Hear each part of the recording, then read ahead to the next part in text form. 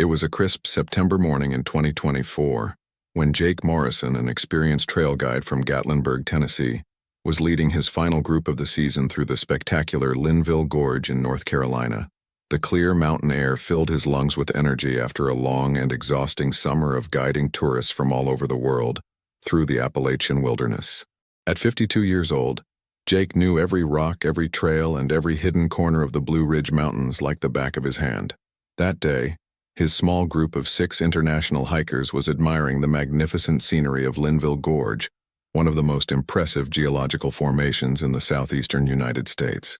The quartzite cliffs rose vertically on both sides of the narrow valley, creating a landscape of wild beauty that left most visitors speechless. The afternoon sun filtered through the gaps in the rocky walls, painting games of light and shadow on the steep faces. He was on the main trail, halfway through the gorge route, when Jake spotted something unusual caught in a crack in the rock face, about 15 feet up. Initially, he thought it was just a piece of plastic trash thrown by a careless hiker, but something about its color and texture made him stop. Asking his group to wait, Jake began climbing with the skill of a veteran mountaineer toward the suspicious object. What he discovered shocked him deeply. It was a forest green mountain backpack, German brand, in remarkably good condition despite appearing to have been exposed to the elements for years. The material showed no normal signs of wear for prolonged exposure to weather, and the zipper still functioned perfectly. Even stranger, the backpack had considerable weight, suggesting it still contained items. Climbing down with his find, Jake examined the backpack more closely. On the outer pocket, he found an identification tag with the name Sarah Mitchell and a phone number with a Boston area code. The name seemed familiar, but he couldn't remember where from. He decided to finish the tour with his group and take the backpack to the ranger station in Asheville. At the ranger station, Jake met Captain Tom Bradley, the commander of the mountain rescue team who had served in the area for over 2 decades. Seeing the backpack, Tom's face darkened, and his eyes took on a grave expression of recognition. "I know whose this is," he said quietly. "Sarah Mitchell. She disappeared in the Blue Ridge Mountains in September 2017, exactly 7 years ago. Sarah Mitchell's case had been one of the most mysterious disappearances in recent Appalachian Trail history. Sarah, a 35-year-old investigative journalist from a renowned Boston publication, had come alone to explore the trails in the Great Smoky Mountains for an article about adventure tourism in America. She was an experienced hiker with dozens of Appalachian ascents under her belt and excellent knowledge of mountain safety protocols. On September 15, 2017, Sarah had set out from Clingman's Dome on the trail toward Mount LeConte, one of the most popular routes in the area. Her plan was to reach the LeConte Lodge, spend the night there, and continue the next day to Chimney Tops, a challenging peak known for its dramatic views. It was a route she had completed 3 times before, and weather conditions were perfect. The last contact with Sarah had been via text at 2 p.m., when she announced she had safely reached LeConte Lodge and was feeling excellent. Her message also contained a photograph of the spectacular view from the lodge, with chimney tops visible in the distance. At the same time, she had posted on social media an image with her characteristic smile and the text, "Heaven exists, and it's called the Smokies." The next morning, when Sarah didn't return to her car parked at the Clingman's Dome Visitor Center and wasn't answering her phone, her friends alerted the authorities.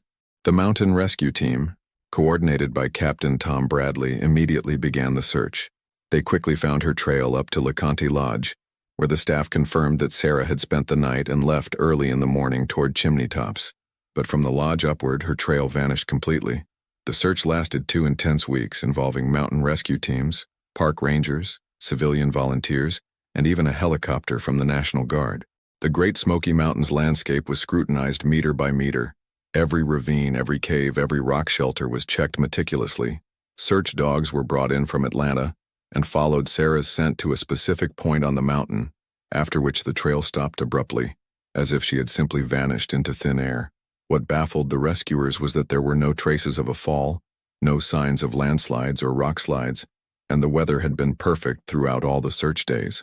Sarah was too experienced to get lost on a trail she knew so well. Theories abounded.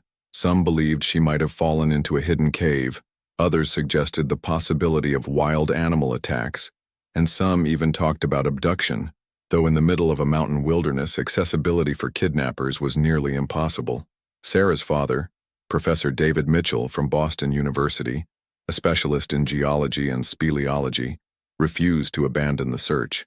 For months after the official operation ceased, he continued coming to the mountains, sometimes accompanied by his students, exploring caves and crevices that hadn't been checked by the rescue teams. David was convinced his daughter had fallen into an unexplored cave and was still alive, waiting to be rescued. Over time, Sarah's case became local legend. Mountain guides in the area told tourists about the journalist who had disappeared without a trace, and some claimed to have seen her walking on the mountain ridges during heavy fog, carrying the same green backpack she had taken on her last hike. These sightings were treated with skepticism by authorities but remained a constant source of hope for Sarah's family. Now, with the appearance of the backpack in Linville Gorge, over 100 miles from the disappearance site, the case was about to be reopened in spectacular fashion. Captain Tom Bradley immediately contacted the North Carolina State Police and Sarah's family. Professor David Mitchell, now 68 years old and visibly aged by his relentless search for his daughter, arrived in Asheville that same day. The father's emotion at seeing his daughter's backpack was heartbreaking. With trembling hands, he immediately recognized the backpack he had bought as a gift for Sarah for her birthday, 3 years before her disappearance. Every buckle, every seam, every small wear mark was exactly as he remembered. But the most surprising discovery would come when authorities opened the backpack for inventory. The backpack's contents were disturbing in their normalcy. Sarah's clothes were there, clean and folded in her characteristic way, without traces of dirt or wear. Her digital camera still contained photographs taken during the days of her disappearance, including some surprising images apparently taken after her last contact with the outside world. Her cell phone, inexplicably, still had battery and functioned perfectly after 7 years. But the most disconcerting discovery was Sarah's journal. She had the habit of writing daily notes about her hiking experiences, and the last entries in the journal were dated days after her official disappearance.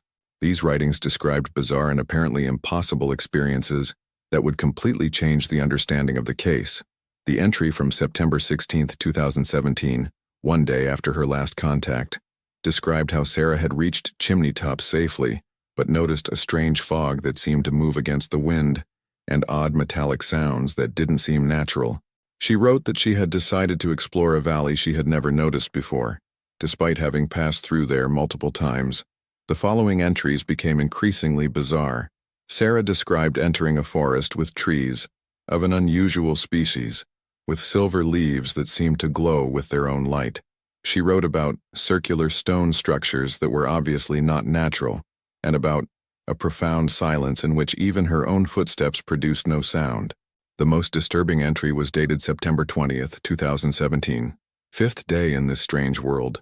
I don't understand how I got here or where here actually is. The sky has a slightly purple color, and the sun seems smaller and whiter than it should be. I found an abandoned village with houses built in an architectural style I've never seen. Everything seems to be from a very ancient era, but the materials are in perfect condition. Other entries described encounters with tall people with white hair and very large eyes who speak a melodious language I don't understand, but somehow I know what they want to say. Sarah wrote that these people seem to live in harmony with nature in a way that seems impossible, and that their technology is based on crystals and sounds, not metal and electricity. The most recent entry in the journal was dated March 3, 2024, just 6 months before the backpack was found. Almost 7 years have passed since I entered this parallel reality. Now I understand that the Appalachian Mountains are a portal between worlds, used for centuries by an advanced civilization that coexists with ours without usually intersecting. They have taught me much about the nature of time and space, about how reality has more layers than we believe. The entry ended with a heartbreaking note. I know I can't return home. The process of transitioning between worlds changes something fundamental in biological structure, and time flows differently here. For me, 7 years have passed, but for my world, decades or maybe even centuries have elapsed. I will leave this backpack in a place where I know it will be found, as proof that I survived, and that my discoveries weren't fantasies. Dear Father, please don't look for me. I am safe and happy in a world where knowledge and respect for nature are supreme. Professor David Mitchell, reading these lines, experienced a complex mixture of pain and relief. After 7 years of exhausting searches and nightmare-filled nights, imagining his daughter suffering or dead, Learning that she was alive and apparently happy in an alternative reality was almost unacceptable, but at the same time, healing. The authorities obviously treated the journal with skepticism. Conventional theories included traumatic amnesia, psychotic episodes caused by mountain isolation, or even an elaborate hoax.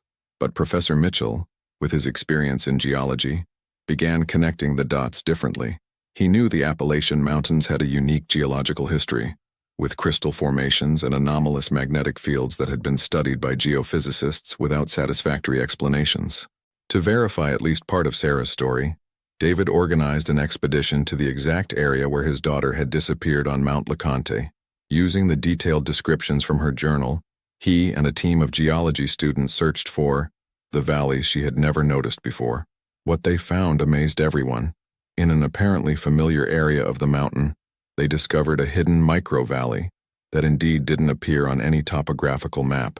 The valley was accessible only through a narrow entrance camouflaged by rock formations, and inside they found exactly the trees with silver leaves that Sarah had described. Even more remarkable, these trees didn't correspond to any known species from North American flora.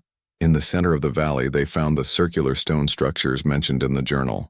These were concentric rings of megalithic stones placed with a precision that suggested intelligent construction, not natural formation. Preliminary geological analyses indicated the stones were much older than any other known structure in the area, possibly pre-Columbian. The most disturbing aspect was the profound silence Sarah had described.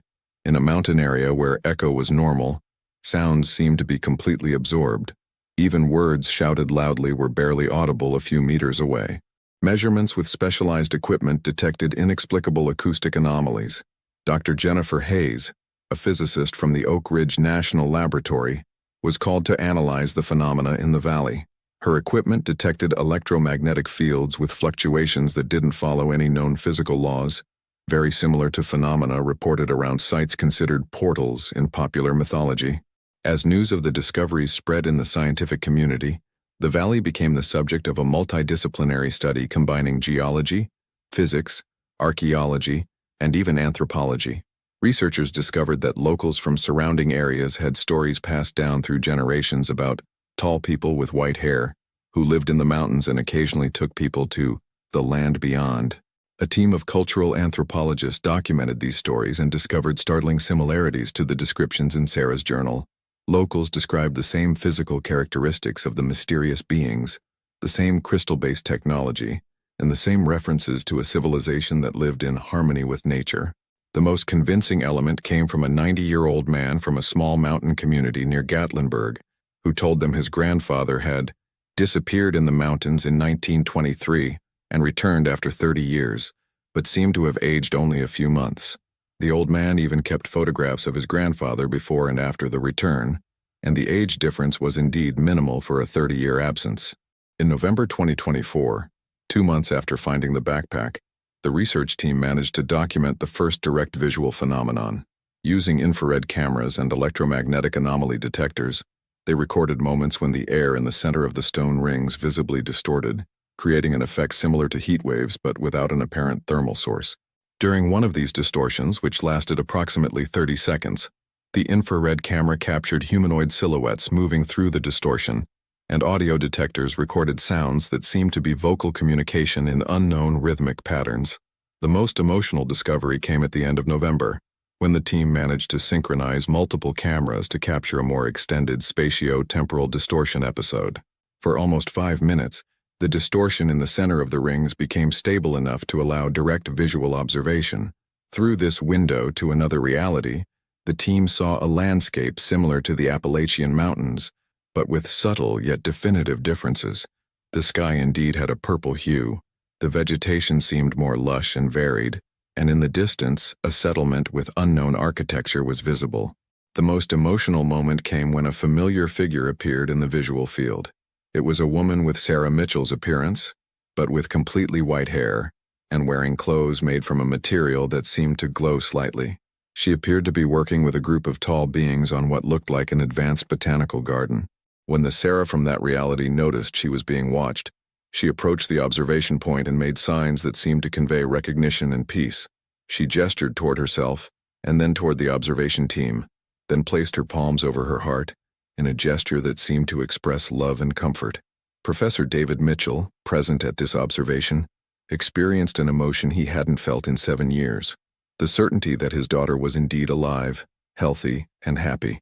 Tears streamed down his face as he saw the aged version of Sarah demonstrating through gestures that she recognized him and loved him.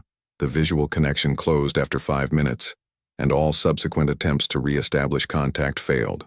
Equipment still detected electromagnetic anomalies in the area, but their intensity had decreased considerably, as if the energy needed to maintain the portal had been temporarily exhausted.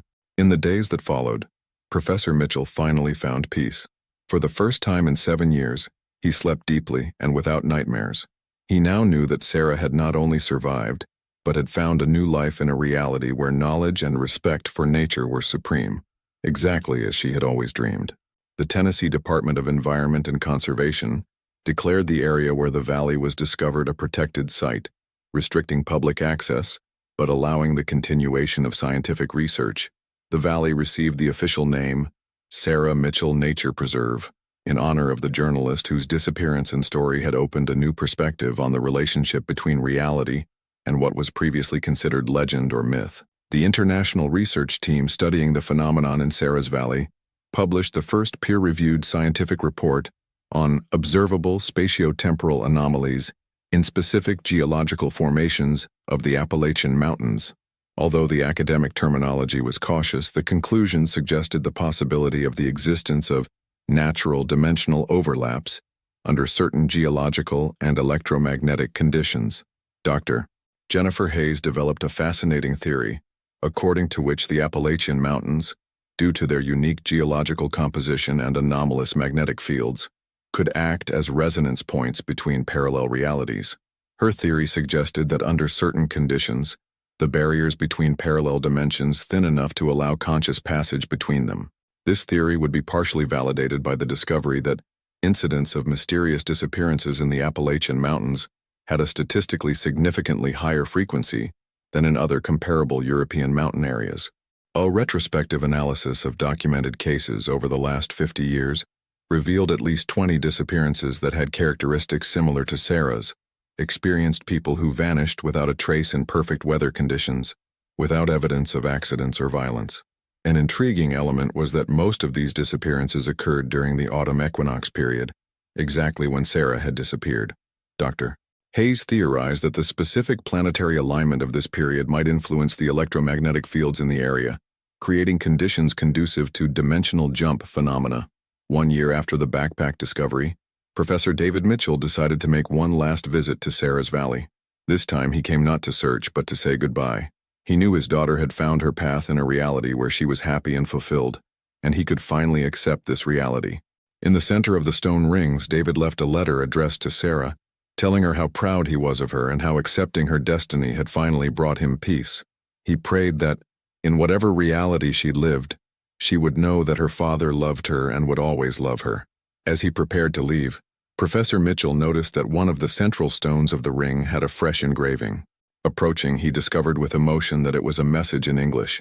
Carved in handwriting he immediately recognized as Sarah's. "Dear Dad, I am happy and safe. You gave me the courage to explore the unknown.